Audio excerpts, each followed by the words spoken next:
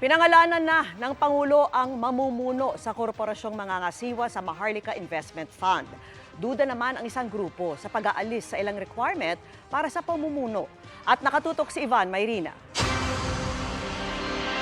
Si Rafael Consing Jr. ang tinalaga ng Pangulo bilang President at Chief Executive Officer ng Maharlika Investment Corporation o MIC na mangangasiwa sa Maharlika Investment Fund.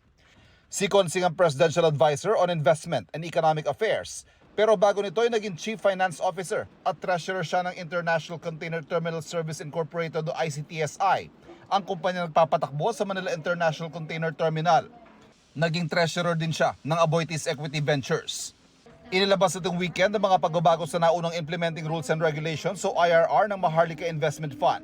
Kung sa naunang IRR, pipili lang ang Pangulo sa mga inirekomenda ng isang advisory board para maging President and CEO at board members at independent directors ng Maharlika Investment Corporation o MIC.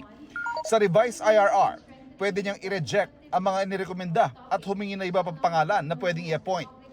At kung sa naunang IRR, may master's degree ang mga uupong presidente at board members ng Maharlika Investment Corporation. Sa bagong IRR, inalis na ang requirement na yan. Sabi ng grupong Bayan Muna, may dahilan daw para maghinala ang ilan na inamyandahan ng IRR para maitalaga ng Pangulo ang mga hindi kwalipikado sa lumang IRR. Sabi ng mismo mayakda ng batas sa bumuo sa Maharlika, walang master's degree si Consing, pero si Joel Consing, maganda po ang kanyang performance sa mga kumpanya, pero wala po siyang master's degree. Sa tingin ko, nasa mabuting kamay po at it's a good choice po. nirerespeto rin ng isang ekonomista ang prerogative o ang kapangyarihan ng Pangulong pumili na itatalaga sa MIC. When it comes to experience, nandito naman po yung fit kasi meron pong developmental aspect po yung pondo, lalo na po yung pag-fund po ng mga various infrastructure projects. So nandun po yung expertise pagdating po sa developmental side. Gihit ng Department of Finance na ayon pa rin sa ipinasang batas sa mga binago sa IRR na sumisiguro sa independence ng Board of Directors sa magbabantay at tututok sa epektibong pangasiwa ng pondo.